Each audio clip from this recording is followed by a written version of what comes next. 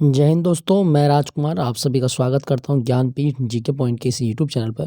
दोस्तों, आज से मैंने एक नई शुरू की है एसएससी सीएचएसएल 2023 का जो एग्ज़ाम है, उसके लिए जीके का जनरल स्टडी का पहला मॉक टेस्ट मैं लेके आया हूं। और इसमें आपको 25 क्वेश्चन आने हैं जो सीएचएसएल के टायर 1 में। तो उसमें मैं आपको 25 प्रश्नों का अभ्यास कराऊंगा। तो चलिए फिर शुरू करते हैं SSC CHSL general study mock test संख्या 1।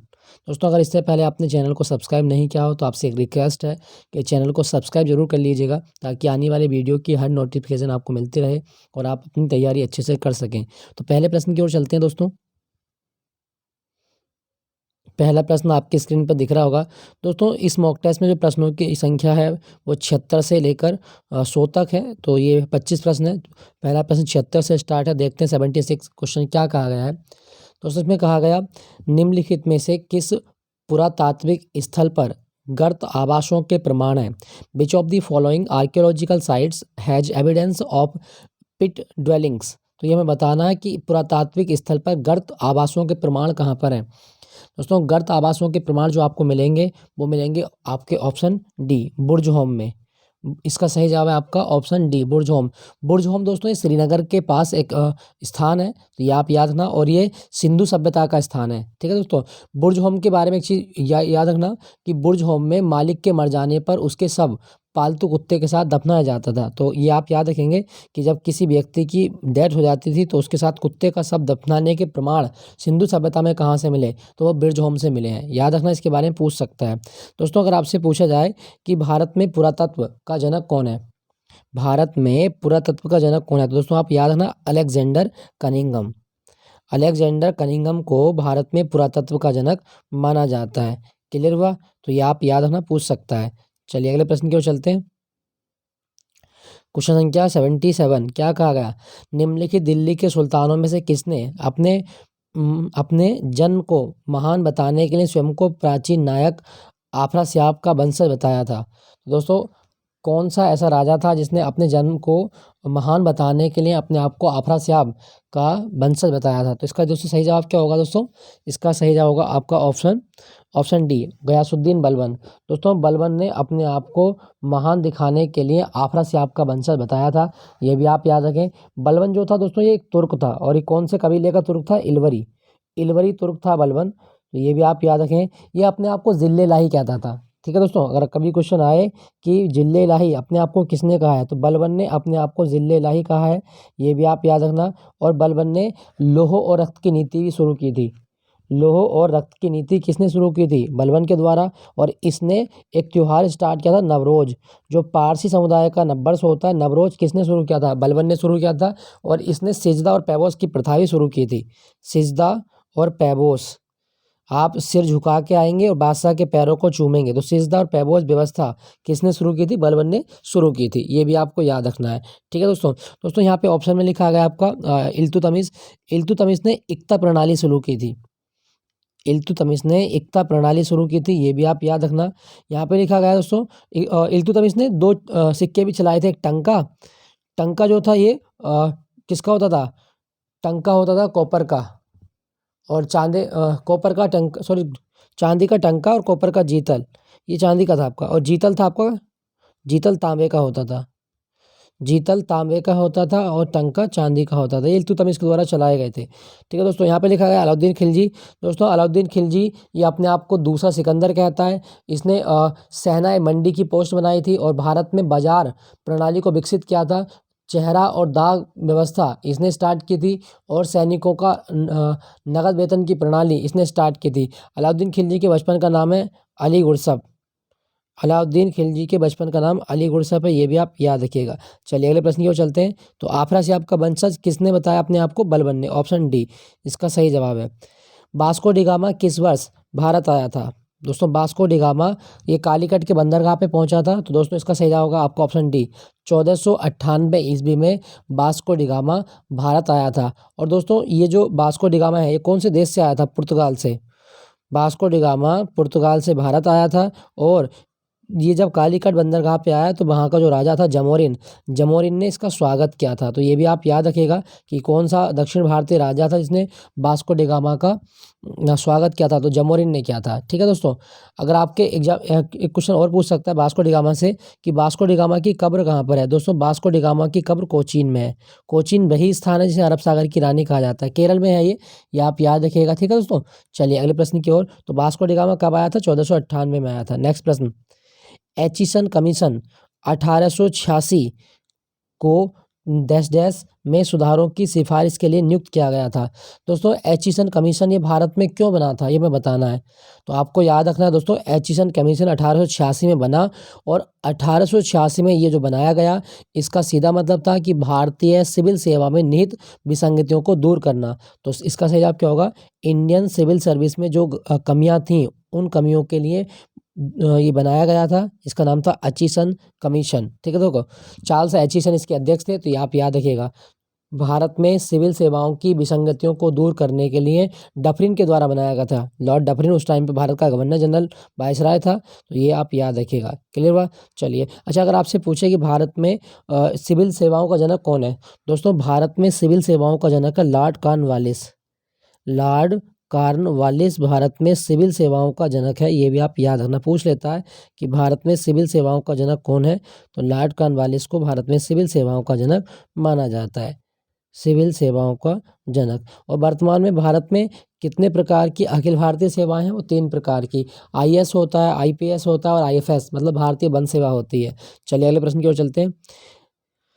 निम्नलिखित घटनाओं के कालक्रमिक क्रम में व्यवस्थित करें और नीचे दिए गए विकल्पों में सही का विकल्प चुनें। मतलब कुछ घटनाएं इतिहास की दी गई हैं और इनका सही ऑर्डर लगाना है। तो एक बार देख लेते हैं इनके ऑप्शन कहाँ लिखे गए हैं। दोस्तों ऑप्शन ए देखें, चंद्रशेखर आज़ाद की मृत्यु।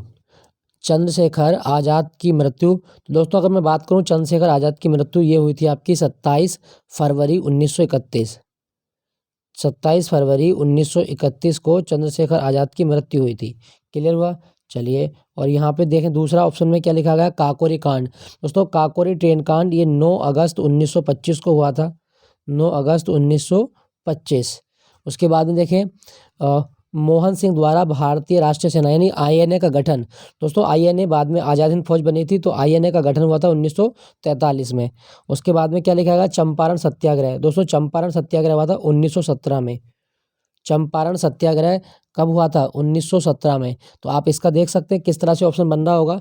दोस्तों इसका ऑप्शन बनेगा, सबसे पहले कौन सी सन आएगी? तो सबसे पहले आएगी 1917 यानी कि 4। फिर क्या आएगा दोस्तों? फिर आएगा 1925 यानी कि 2। फिर आएगा 1931 यानी कि 3। और फिर आएगा 1943। फिर आएगा आपका ये तीसरा वाला। तो तीसरा नहीं, पहला चौथा आया 1917, फिर आएगा दूसरा है आपका 1925, तीसरा आएगा 1931 और 4 1917 हो गया, 1931 हो गया, फिर आएगा 2 आएगा, सॉरी यहाँ पे 2 है, ये वाला यहाँ पे 2 कर लीजिए इसको। पहले 1917, फिर 1917 के बाद में आएगा 1925 यानी कि 25 वाला 2 है आपका, फिर 1931 वाला, फिर आएगा 1943 वाला यानी कि 4213 इसका कोड है। तो ये आप याद रखें, इसका कोड कहाँ बनता है दोस्तों? 4213। तो इसका कोड आप कहाँ देखेंगे? 4213, ये है आपका 4213, ऑप्शन डी इसका सही जवाब है। चंपारण सत्याग्रह 1917 में हुआ था, ये भी आप याद रखिएगा। नेक्स्ट प्रश्न की ओर चलते हैं। वह कौन सा अधिनियम था जिसने भारत में सत्ता ब्रिटिश ईस्ट इंडिया कंपनी से ब्रिटिश क्राउन में स्थानांतरित कर दी थी? दोस्तों 1857 की क्रांति के बाद गुड गवर्नेंस एक्ट या महारानी विक्टोरिया का घोषणा पत्र जारी हुआ और इसके द्वारा जो कंपनी से शासन था वो छीन लिया गया और कंपनी से सत्ता लेकर ब्रिटिश क्राउन के हाथ में दे दी गई। तो कौन सा अधिनियम था दोस्तों? वो अधिनियम था आपका 1858 का भारत शासन अधिनियम।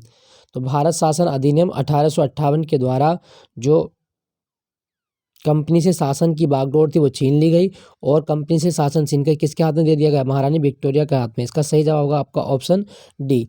1858। दोस्तों इस अधिनियम के द्वारा कई सारे प्रावधान हुए। अंग्रेजों ने धार्मिक मामलों में दखल देना बंद कर दिया, ऐसा प्रावधान था। और भारतीयों के लिए एक जो भारत सचिव था उसके पद बनाया गया, वायसराय का नया पद बनाया गया, गवर्नर जनरल का पद समाप्त कर दिया गया, ये भी आप याद रखना। और दोस्तों जब 1858 में भारत सरकार अधिनियम पढ़ा गया तो ये इलाहाबाद के मिंटो पार्क में पढ़ा गया था। इलाहाबाद के मिंटो पार्क में ये पढ़ा गया, इलाहाबाद का मिंटो पार्क। और जब इलाहाबाद के मिंटो पार्क में ये पढ़ा गया तो 1 नवंबर 1858 को एक दिन के लिए इलाहाबाद भारत की राजधानी बनाया गया था। क्लियर हुआ? तो ये आप याद रखिएगा। नेक्स्ट प्रश्न की ओर चलते हैं। भारतीय संविधान के किस अनुच्छेद के तहत भारतीय नागरिकों को 6 मौलिक स्वतंत्रताओं के अधिकार की गारंटी प्रदान की गई है? दोस्तों मौलिक अधिकारों में 6 प्रकार की स्वतंत्रताएं हैं। कौन से आर्टिकल में है? तो ये आपको याद रखना है, आर्टिकल 19। इसका सही जवाब है आपका ऑप्शन डी। आर्टिकल 19 में 6 मौलिक स्वतंत्रताओं की बात की गई है। ठीक है दोस्तों, ये भी आपको याद रखिएगा। अगर आपसे पूछे कि अनुच्छेद 1 में क्या कहा गया? दोस्तों अनुच्छेद 1 में कहा गया कि भारत राज्यों का संघ होगा। भारत राज्यों का संघ होगा, ये कौन से आर्टिकल में कहा गया है? तो अनुच्छेद 1 में कहा गया कि भारत राज्यों का संघ है। अनुच्छेद 26 में क्या कहा गया? दोस्तों अनुच्छेद 26 में धार्मिक कार्यों की स्वतंत्रता दी गई है। आप अपने धार्मिक कार्य कर सकते हैं, अनुच्छेद 26 में इस बात का उल्लेख किया गया है। उसके बाद में अनुच्छेद 31। दोस्तों अनुच्छेद 31 में संपत्ति का अधिकार होता था, लेकिन अब ये इसको खत्म कर दिया गया है। क्लियर हुआ? तो 6 प्रकार की स्वतंत्रताएं अनुच्छेद 19 में है। नेक्स्ट प्रश्न आपका,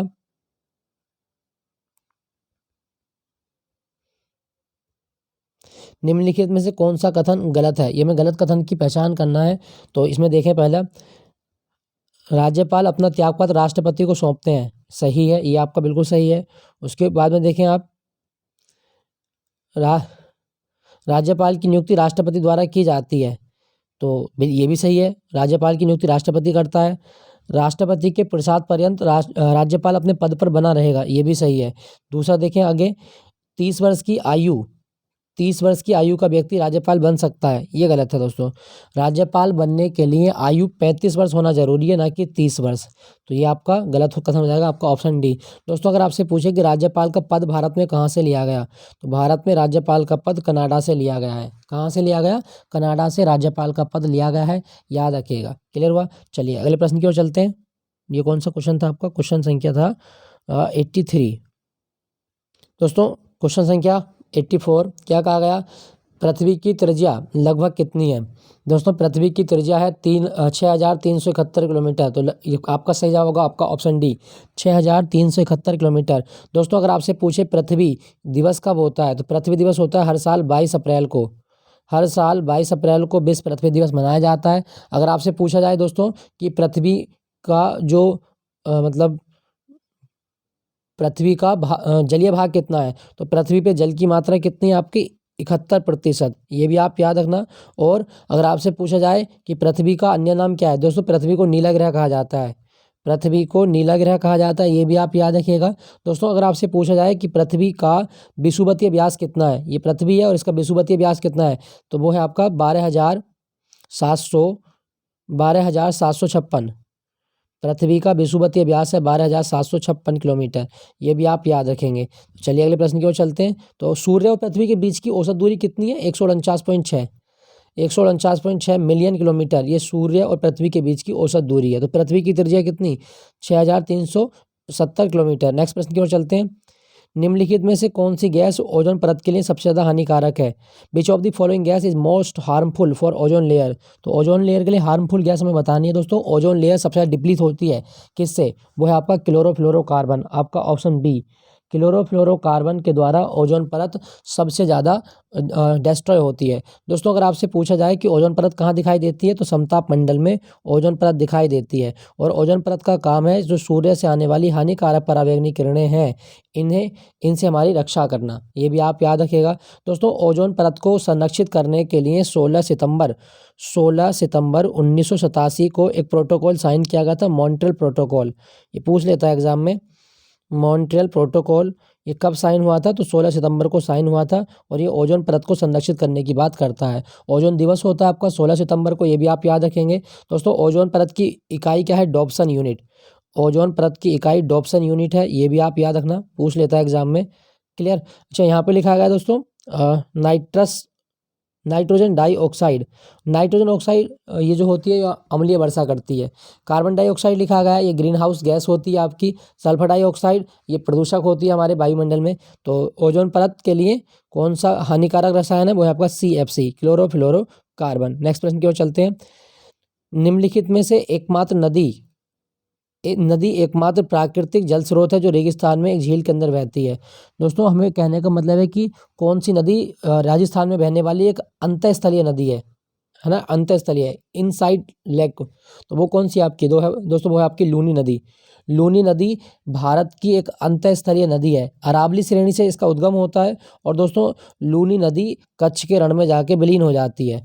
तो ये भी आप याद रखिएगा, थार के मरुस्थल से कौन सी नदी बहती है, वो लूनी नदी है। और अजमेर शहर, राजस्थान का जो अजमेर शहर है, ये कौन सी नदी पर है, अजमेर शहर लूनी नदी के किनारे बसा हुआ है। ये भी आप याद रखिएगा, ठीक है दोस्तों। दोस्तों यहाँ पे लिखा है गंगा, गंगा को राष्ट्रीय नदी का दर्जा कब मिला था, 2008 में गंगा को राष्ट्रीय नदी का दर्जा मिला था। ये भी आप याद रखिएगा। चलिए अगले प्रश्न की ओर चलते हैं। ब्यूफोर्ट स्केल क्या मापता है, दोस्तों ब्यूफोर्ट स्केल क्या मापता है, हमें बताना है। तो इसका सही जवाब क्या होगा दोस्तों, ब्यूफोर्ट स्केल मापता है आपका वायुदाब, ऑप्शन ए।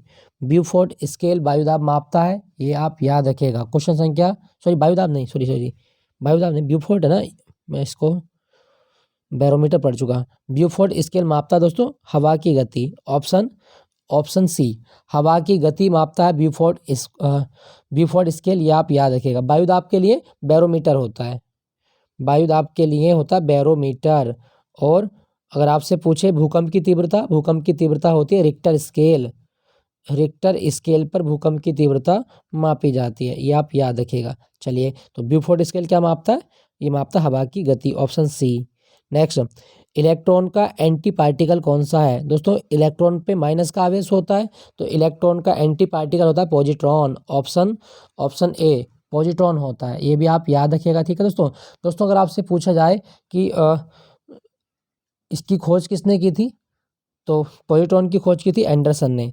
पॉजिट्रॉन की खोज किसने की, एंडरसन के द्वारा की गई थी, ये भी आप याद रखिएगा।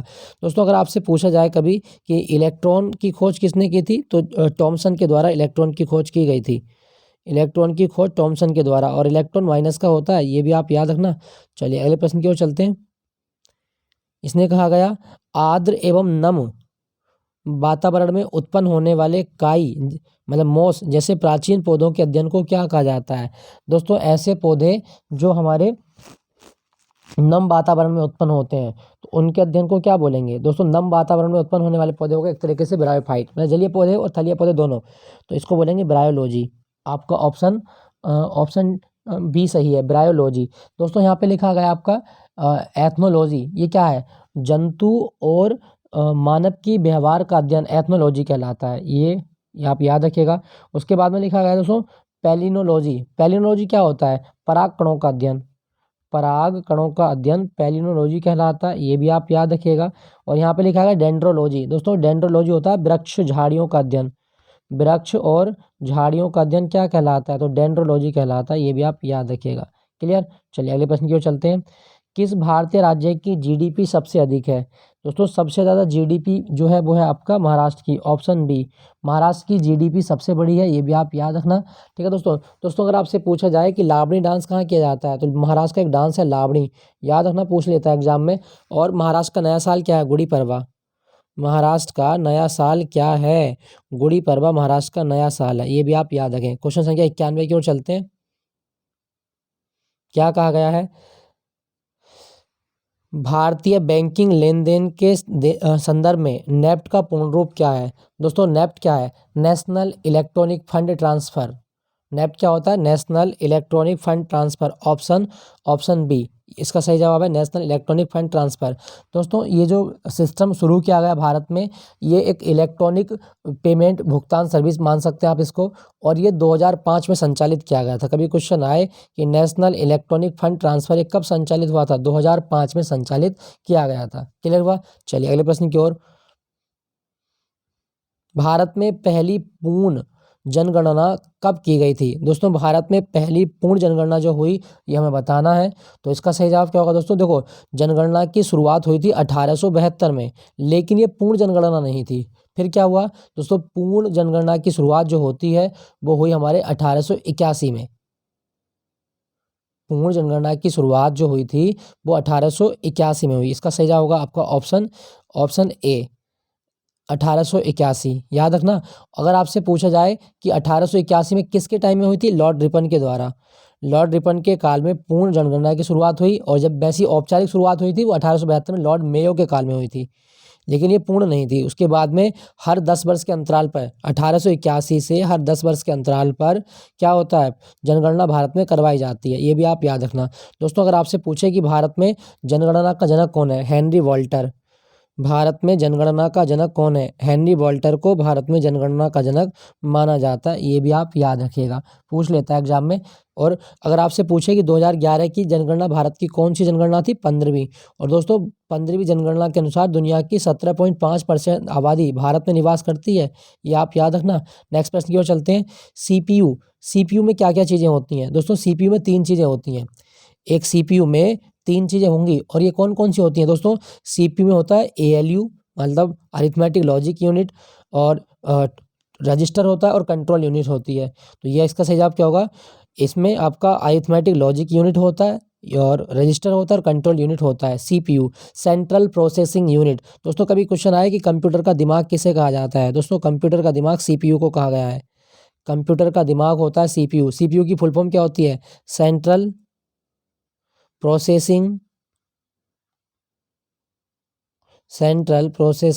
यूनिट। सीपीयू की फुल फॉर्म होती है सेंट्रल प्रोसेसिंग यूनिट। ये आप याद रखिएगा। नेक्स्ट प्रश्न की ओर चलते हैं। शब्द इकोलॉजी किसने दिया था, दोस्तों शब्द इकोलॉजी जो दिया गया ये किसके द्वारा दिया गया था, तो इसका सही जवाब होगा आपका ऑप्शन ए अर्नेस्ट हैकल के द्वारा शब्द इकोलॉजी दिया गया था। 1869 की बात है जब इन्होंने ये शब्द दिया था। दोस्तों इकोलॉजी ना 2 शब्दों से मिलकर बना है, एक इको और एक लॉजी। इको का मतलब क्या होता है, इको का मतलब होता है घर। इको का मतलब है घर, और लॉजी का मतलब अध्ययन, अर्थात आवास का अध्ययन हम कह सकते हैं वो क्या है, इकोलॉजी है। चलिए अगले प्रश्न की ओर चलते हैं। गंगा सागर मेला ये किस राज्य में आयोजित किया जाता है, दोस्तों बड़ा इंपॉर्टेंट क्वेश्चन है ये। गंगा सागर मेला हर साल लगता है हुगली नदी के किनारे पर, और हुगली नदी कहाँ पर है दोस्तों, ये आपका है पश्चिम बंगाल में, ऑप्शन सी पश्चिम बंगाल में हुगली नदी के किनारे मकर संक्रांति पर आयोजित होता है गंगा सागर मेला। दोस्तों पश्चिम बंगाल में ना 2 नेशनल पार्क हैं जो आपको याद रखने, एक जल्दापारा नेशनल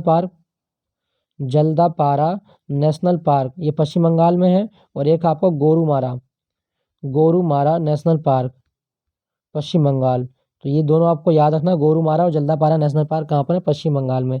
नेक्स्ट प्रश्न है आपका, स्टैचू ऑफ बिलीफ का उद्घाटन ये कहाँ पर किया गया है, दोस्तों स्टैचू ऑफ बिलीफ ये बनी स्टैचू ऑफ बिलीफ आपको बताना है कहाँ पे बनी है, तो इसके ऑप्शन देख लेते हैं कहाँ पे बनी। दोस्तों स्टैचू ऑफ बिलीफ ये बनाई गई है आपका राजस्थान के राजसमंद जिले में, ऑप्शन बी इसका सही जवाब है। दोस्तों ये किसकी मूर्ति है, दोस्तों स्टैचू ऑफ बिलीफ भगवान शिव की सबसे ऊंची मूर्ति है आज तक, और इसकी ऊंचाई है 369 फुट। और इसका दूसरा नाम क्या है, विश्व स्वरूपम इस मूर्ति का दूसरा नाम है। तो भगवान शिव की सबसे ऊंची प्रतिमा कहाँ पे बनी, राजस्थान में बनी है, ये आप याद रखिएगा। नेक्स्ट प्रश्न की ओर चलते हैं। उद्भव उत्सव 2022 कहाँ पर आयोजित किया गया, दोस्तों उद्भव उत्सव जो आयोजित किया गया ये कहाँ पर हुआ था, तो इसका सही जवाब होगा आपका 97 का ऑप्शन ए ग्वालियर में आयोजित किया गया है, मध्य प्रदेश में। ये भी आप याद रखें। दोस्तों मध्य प्रदेश में ना एक चीज़ याद रखिएगा, बाघ की गुफा कहाँ पर है, बाघ की गुफा ये आपका मध्य प्रदेश में है, और मध्य प्रदेश में अमरकंटक है, और अमरकंटक से नर्मदा नदी निकलती है, ये भी आप याद रखिएगा।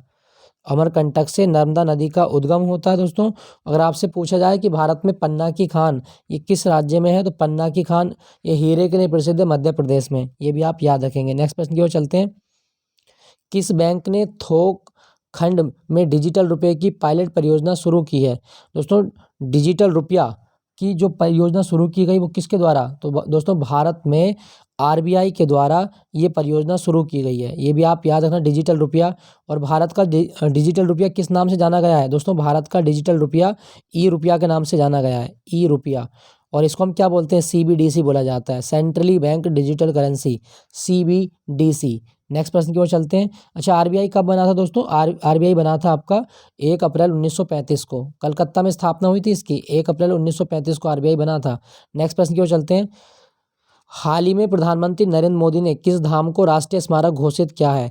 तो दोस्तों एक नेशनल मोनूमेंट घोषित किया गया भारत में, तो वो कौन सा है आपका दोस्तों? वो है आपका राजस्थान का मानगढ़ धाम।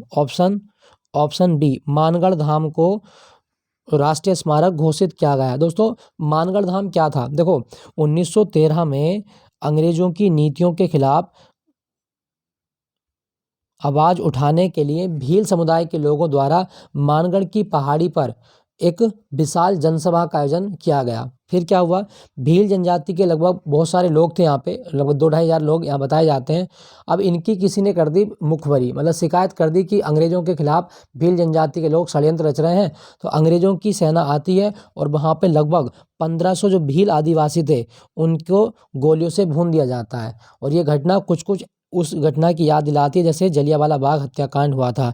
इसीलिए मानगढ़ धाम को राजस्थान का जलियांवाला भी कहा जाता है। तो मानगढ़ धाम को अब उन सैनिकों, उन स्वतंत्रता सेनानियों की याद में उनको श्रद्धांजलि देने के लिए एक राष्ट्रीय स्मारक घोषित कर दिया गया है। तो मानगढ़ धाम याद रखना, ये राजस्थान में है, पूछा जा सकता है आपसे। और मानगढ़ धाम की घटना कब घटी थी? 1913 में। नेक्स्ट प्रश्न की ओर चलते हैं। हाल ही में महिला अधिकार कार्यकर्ता और सेवा की संस्थापक ईला भट्ट का निधन हो गया। उन्हें किस नागरिक पुरस्कार से सम्मानित किया गया था? दोस्तों ईला भट्ट ये प्रसिद्ध महिला अधिकार कार्यकर्ता थी। महिला संघ जो सेवा है इसने चलाया था। तो इसको कौन सा सिविलियन अवार्ड भारत में मिला था? दोस्तों इनको जो अवार्ड मिला था वो मिला था आपका, एक तो मिला था आपका पद्मश्री और एक मिला था आपका पद्म भूषण। तो इनको पद्मश्री और पद्म भूषण जैसे अवार्ड मिले थे, दोनों आप याद रखेंगे। दोस्तों अगर आपसे पूछा जाए कि भारत में जो नागरिकता के पुरस्कार हैं उनका सही क्रम क्या है, दोस्तों आपको याद रखना है भारत में नागरिकता के 4 पुरस्कार होते हैं। एक होता है भारत रत्न, भारत रत्न सबसे नंबर 1 पे तो यही आना है। फिर पद्म विभूषण, पद्म विभूषण, फिर है आपका पद्म भूषण और फिर है आपका पद्मश्री, पद्मश्री। तो दोस्तों ये भारत में 4 नागरिकता पुरस्कार है और इनका यही क्रम आपको याद रखना है। क्लियर है दोस्तों? तो दोस्तों ये था आज का एसएससी सीएचएसएल मॉक टेस्ट और आई होप ये सेशन आपको अच्छा लगा होगा। अच्छा लगा तो एक लाइक तो बनता है, फिर तो एक लाइक जरूर कीजिएगा। फिर जल्दी आपको मिलूंगा अगले मॉक टेस्ट के साथ। Thank you for watching Jnanpith GK point. और दोस्तों आज विश्व हिंदी दिवस भी है, तो ये हिंदी दिवस का मॉक टेस्ट था। चलिए आज की क्लास को विराम देता हूँ।